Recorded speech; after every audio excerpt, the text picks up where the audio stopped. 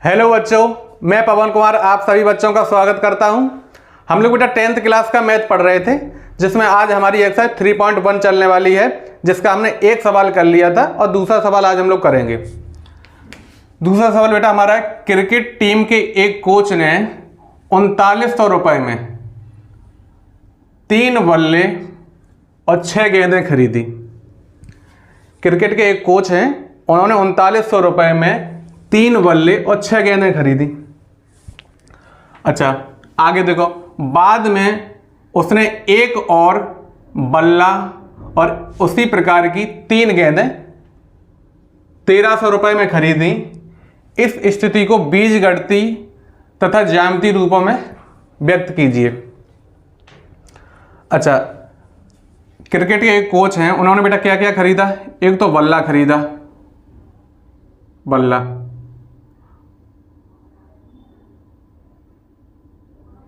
और एक गेंद खरीदी। ऐसा मान लो जी बल्ला है, ठीक है, और एक जी गेंद खरीदी। अच्छा, एक बात ध्यान से समझो, जो कॉन्सेप्ट अभी समझा रहे उसे ध्यान से समझो, उसकी हेल्प से ये सवाल आराम से हो जाएगा। अगर बेटा एक बल्ले की कीमत अगर 100 रुपया है, एक बल्ले की कीमत 100 रुपया है, तो फिर 3 बल्ले अगर हमें खरीदने हो या 6 बल्ले या 10 बल्ले खरीदने हो, तो हमें एक की कीमत पता है, जितने खरीदने होंगे उतने का हम इसमें क्या कर देंगे, मल्टीप्लाई कर देंगे।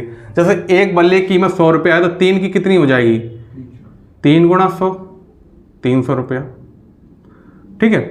अच्छा, अगर एक गेंद की कीमत मान लेता हूं अपनी तरफ से 50 रुपया है, और हमें अगर 4 गेंदें खरीदनी, कितनी? 4, तो 4 गुणा 50, 4 गेंदों की कीमत हो जाएगी 200 रुपया।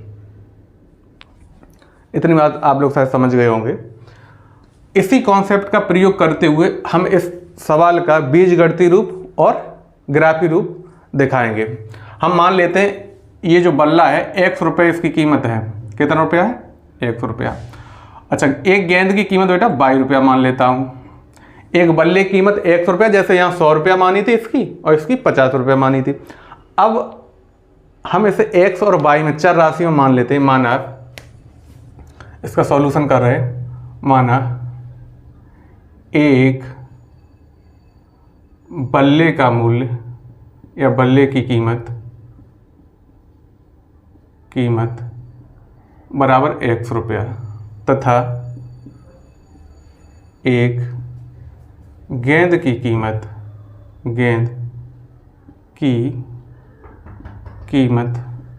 बराबर 22 रुपये। एक बल्ले की कीमत 100 रुपया है और एक गेंद की कीमत 22 रुपया है। एक गेंद की कीमत 22 रुपया, ठीक है। अच्छा, अब इधर देखो ध्यान से, ये हमारा रफ कार्य था, इसे आपको समझाने के लिए संख्याओं से समझाया था, जिससे आपको अच्छे समझ में आ जाए। अब देखो बेटा, एक बल्ले की कीमत कितनी है? 100 रुपया, तो 3 बल्ले की कीमत कितनी हो जाएगी? 3 गुणा x। जैसे एक बल्ले की कीमत 100 रुपया थी, तो 3 की कितनी हो गई थी? 3 गुणा x। जैसे एक की 100 रुपया थी, तो 3 की कितनी हो गई? 3 गुणा 100। अच्छा, अब एक की अगर x है बेटा, एक बल्ले की कीमत 100 रुपया है और 3 बल्ले की कीमत मुझे निकालनी है, तो 3 गुणा x हो जाएगी, मतलब 3x हो जाएगी। तो प्रथम शर्त से क्या हो जाएगा? पहली शर्त इनकी क्या है? प्रथम शर्त से पहली शर्त से जो है 3 बल्ले और 6 गेंदों की कीमत हमें दे रखी है 3900 रुपया। तो एक बल्ले की 100 रुपया मालूम है बेटा, तो 3 बल्ले की हो जाएगी 3 गुणा x। अच्छा, एक बल्ले की कीमत हमें नहीं, एक बल्ले की कीमत 100 रुपया मालूम है, तो 3 बल्ले की हो जाएगी 3 गुणा x। एक गेंद की कीमत हमें 22 रुपया मालूम है, तो 6 गेंदों की कीमत कितनी हो जाएगी? 6 गुणा 22, 6 गुणा 22। अच्छा, अब 3 बल्ले और 6 गेंदों की कुल कीमत कितनी दे रखी है? 3900 रुपये। तो यहां से हमारा एक समीकरण बन गया है, ठीक है। अच्छा, इसमें देखो, इसे और छोटा हम करना चाहें तो 3 का पूरे समीकरण में भाग जा रहा है, तो ये लिखें, या इससे ऐसे भी लिख सकते हैं, 3 का भाग दे देंगे, तो 3 का भाग इसमें जाएगा एक बार, तो 1 x हो जाएगा। 3 का भाग इसमें 2 बार जाएगा, तो 3 दूना 6। अच्छा 3 का भाग इसमें कितनी बार जाएगा, 3 एकम 3 और 3 त्रिगुण 9, ठीक, ये हमारा समीकरण नंबर 1 हो गया है। अच्छा, अब इधर देखो आगे, इसे हम यहाँ से इरेज कर देते हैं। अगली शर्त बेटा इनकी क्या है, बाद में उसने एक और बल्ला तथा उसी प्रकार की 3 गेंदें खरीदी। बाद में उसने एक और बल्ला खरीदा, तो एक बल्ले की कीमत बेटा कितनी है, 100 रुपया है। द्वितीय शर्त से देखते हैं हम, द्वितीय शर्त से एक बल्ले की कीमत कितनी है, 100 रुपया, ठीक है। और 3 गेंदें खरीदी, एक गेंद की 22 रुपया कीमत है बेटा, तो 3 गेंद की कितनी हो जाएगी, 3 गुणा 22, 3 गुणा 22। और कुल मिला के एक बल्ला और 3 गेंदों की कीमत कितनी दे रखी है, 1300 रुपये दे रखी, सवाल में दे रखी। इसे हमने समीकरण नंबर 2 मान लिया। अब जो बेटा हमें स्थिति दे रखी थी, उस स्थिति का समीकरण नंबर 1 और 2 क्या है, उस स्थिति का ये बीजगणितीय रूप है। क्या है, बीजगणितीय रूप। समीकरण 1 और 2 मैं यहाँ लिख देता हूँ, समीकरण 1 व 2 दी गई स्थिति का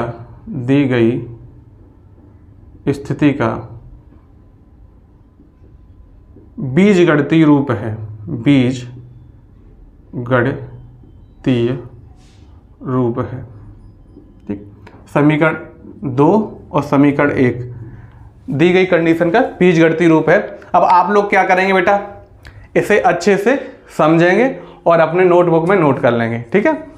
तो हमने एक काम कर लिया है, कौन सा वाला, बीजगणितीय रूप दी गई स्थिति का निकाल लिया। आप क्या निकालने वाले हैं, ज्यामितीय रूप निकालेंगे।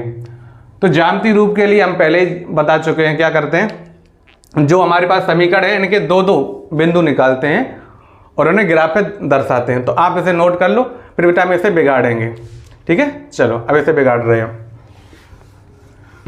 और साथ के साथ जो है आप लोग वीडियो के साथ साथ कमेंट करके भी बताते रहें आप लोगों को वीडियो कैसी लग रही है, और इसमें जो भी आपको सुधार करवाना है उसे आप कमेंट के माध्यम से बताते हैं।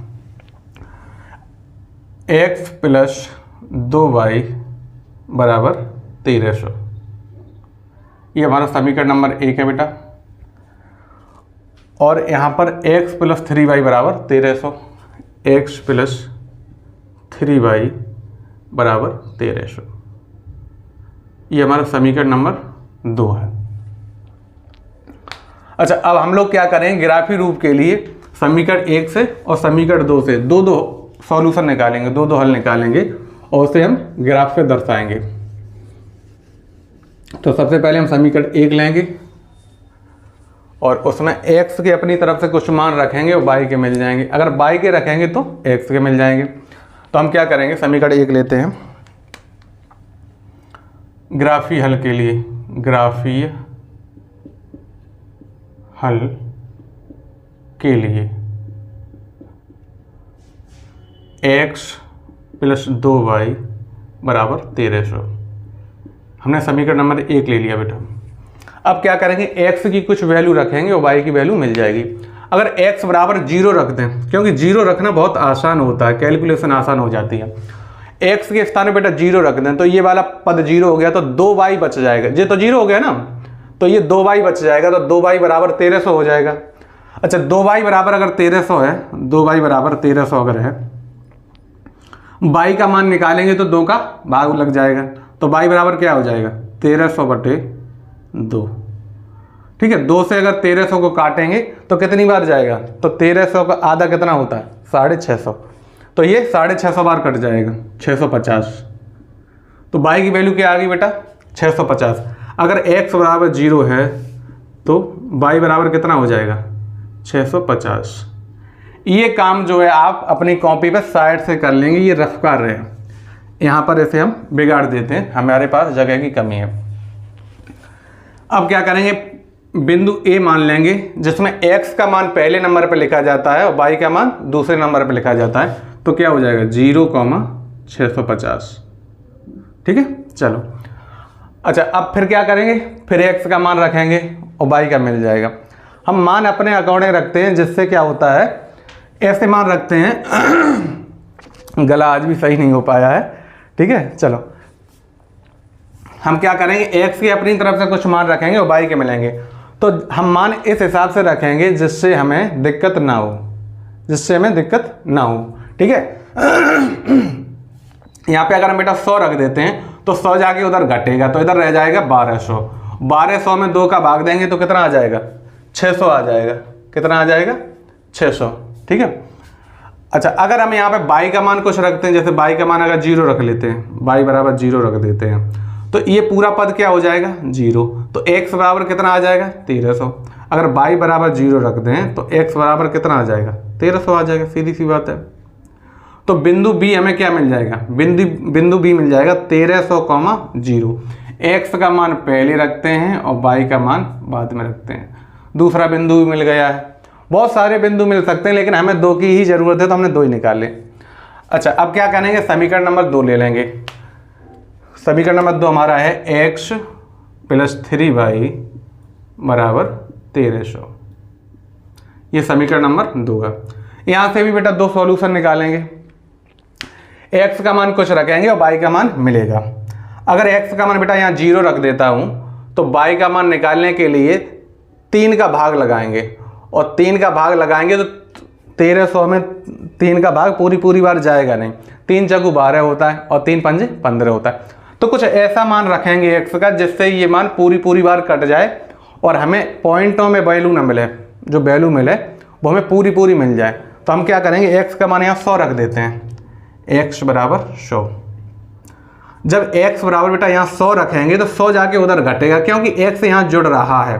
तो 100 जाके जब उधर घट जाएगा, यहाँ तो 3y बराबर क्या मिल जाएगा, 3y बराबर मिल जाएगा 1300 - 100 बराबर 1200। 3y बराबर 1200 है, तो y बराबर क्या आ जाएगा, y बराबर आ जाएगा 1200/3। 3 चौगु 12, 400, ठीक है। अगर x बराबर 100 है तो y बराबर कितना आ रहा है, निकल के 400 आ रहा है, ठीक है। तो ये हमारा क्या था, रफ कार्य था। तो y बराबर कितना हो जाएगा हमारा, 400 हो जाएगा। तो y बराबर 400, ठीक है। इसी प्रकार से अब यहाँ ऐसे बिंदु C नाम दे देंगे, क्या हो जाएगा 100,400। अच्छा, अब यहाँ क्या करेंगे, x की ऐसी वैल्यू रखेंगे जो फिर y की वैल्यू पूरी हमें मिल जाए। तो यहाँ पे मैं x की वैल्यू जो है कितनी रख दें बेटा, अगर यहाँ से अगर 400 रख दें तो 400 जाके उधर घट जाएगा, तो 1300 में से 400 जब घट जाएगा तो कितना आ जाएगा, 900 आ जाएगा। तो यहाँ x बराबर अब की बार 400 ले लेता हूँ, 400। तो y बराबर कितना आ जाएगा, देखो यहाँ 400 रख दिया, 400 जाके उधर घटेगा, तो हमारा क्या हो जाएगा, देखो इसे सॉल्व करके दिखाते हैं आपको। तो हमारा बचेगा 3y बराबर 1300 - 400, तो ये 900 आ गया है। अब 3 का जब 900 में भाग देंगे तो 3 से ये कितनी बार कट जाए, 3 × 9, 300 बार कट जाएगा। तो y का मान क्या आ जाएगा बेटा, y का मान आ जाएगा 300। इससे यहाँ से इरेज कर देते हैं, y का मान हमारे पास हो जाएगा y बराबर 300, ठीक। तो अगला बिंदु हमें D क्या मिल जाएगा, 400, 300, 400, 300, ठीक। हमें कितने बिंदु मिल गए, A B C D, 2 बिंदु यहाँ से मिले समीकरण 1 से, 2 बिंदु समीकरण 2 से मिले।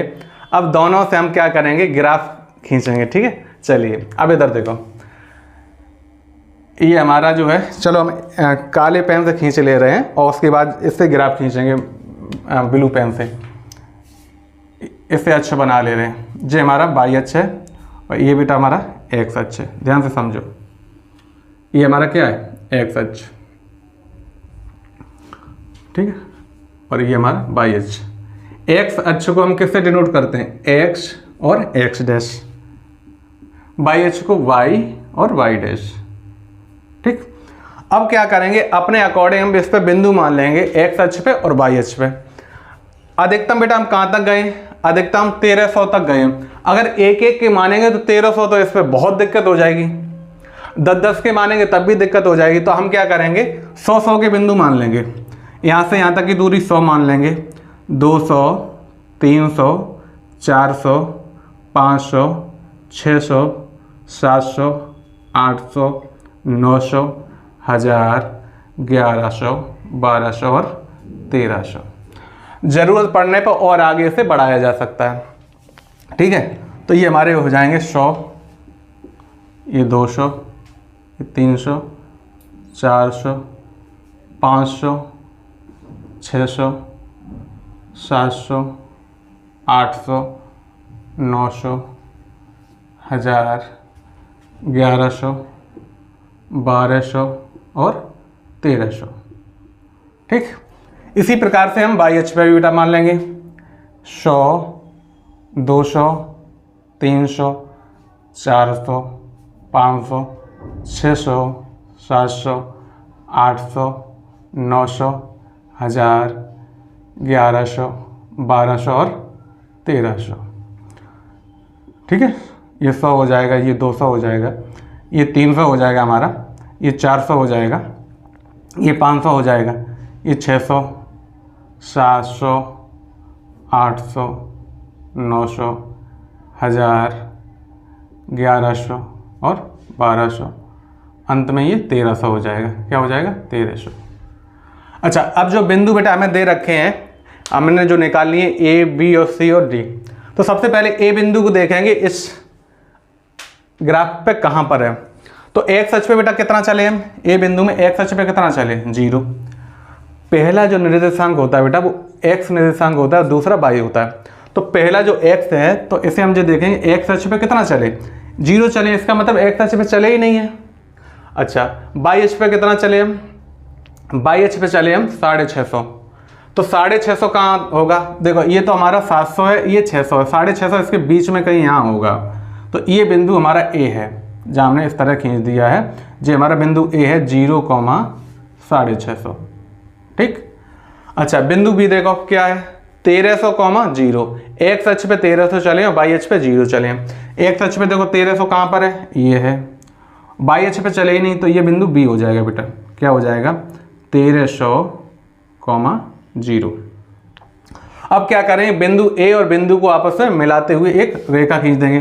तो प्रयास तो हमारा यही रहेगा कि सीधी खिंचाए, लेकिन सीधी अगर नहीं भी खिंच पाती है ना, तब भी आपको सीधी ही रेखा माननी है। ठीक है, चलिए ये हमारा जो है पहले समीकरण का ग्राफ खिंच गया है, x + 2y = 1300। अच्छा, दूसरा समीकरण जो है उससे हमारे दो पॉइंट मिले थे। सी पॉइंट क्या है? 100, 400। एक्स अक्ष पे कितना चले? 100 और वाई अक्ष पे कितना चले? 400। तो यहाँ पर देखो एक्स अक्ष पे 100 चले और यहीं से जो है वाई अक्ष पे 400 तक चले, तो ये बिंदु हमें मिल गया है। ये बिंदु कौन सा है? ये बिंदु सी है। सी बिंदु हमारा है 100, 400। अच्छा, आगे देखो डी बिंदु क्या है? 400, 300। एक्स अक्ष पे कितना चले? पहला जो बिंदु होता है वो एक्स अक्ष पे चला हुआ होता है। ठीक है, तो एक्स अक्ष पे कितना चले? 400 और वाई अक्ष पे कितना चले? 300। तो एक्स अक्ष पे 400 चलने के बाद वाई अक्ष पे 300 चलना है। तो ये बिंदु देखो 300 की सीध पे ये है, ये वाला बिंदु हो जाएगा।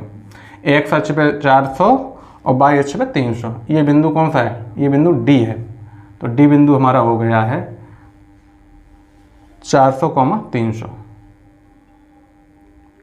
अब क्या करेंगे? बिंदु सी और बिंदु डी से मिलाते हुए एक रेखा खींच देंगे। चलो खींचते हैं, जो बिंदु सी और डी से होते हुए जाए। ठीक, ये वाला जो ग्राफ बेटा हमारा है वो हमारा दूसरे समीकरण का ग्राफ है। दूसरा समीकरण हमारा क्या है? x + 3y = 1300। ठीक है, सबसे पहले क्या करेंगे? अच्छे से अपना सवाल पढ़ेंगे और सवाल पढ़ने के बाद दी गई कंडीशन के अनुसार बीजगणितीय रूप निकालेंगे। जो हमने ये निकाल लिया था, ये हमारा बीजगणितीय रूप है जो कंडीशन हमें दे रखी है। अच्छा, उसके बाद क्या करेंगे? ग्राफी रूप निकालेंगे। ग्राफी रूप बोलें या ज्यामितीय रूप बोलें, एक ही बात है। ग्राफी रूप के लिए क्या करना पड़ता है? दोनों समीकरण 1 और समीकरण 2 से दो बिंदु निकालने पड़ते हैं। वो हमने बेटा यहाँ निकाल लिए हैं। समीकरण 1 से 2 बिंदु निकाल ले, ए और बी। समीकरण 2 से भी 2 बिंदु निकाले, सी और डी। फिर क्या करते हैं? अक्ष बनाते हैं, एक्स अक्ष और वाई अक्ष। जो बिंदु हमारे होते हैं उन्हें एक्स अक्ष पे दिखाते हैं। तो समीकरण ए से ए और बी दो बिंदु मिले थे, वो हमने दिखाए ए और बी, इन्हें आपस में मिला दिया, पहला ग्राफ बन गया। समीकरण 2 से दो बिंदु निकाले थे सी और डी, उन्हें भी हमने यहाँ रख दिया है, सी को रख दिया यहाँ पर और डी को रख दिया यहाँ पर, ठीक है, और सी डी को मिलाते हुए एक रेखा खींच दी, तो हमारा दूसरा ग्राफ बन गया। तो मुझे लगता है ये सवाल आप लोगों को बहुत अच्छे समझ में आया होगा। अब बेटा इससे आगे की चर्चा हम आगे की वीडियो में करेंगे। वीडियो देखने के लिए बहुत बहुत धन्यवाद।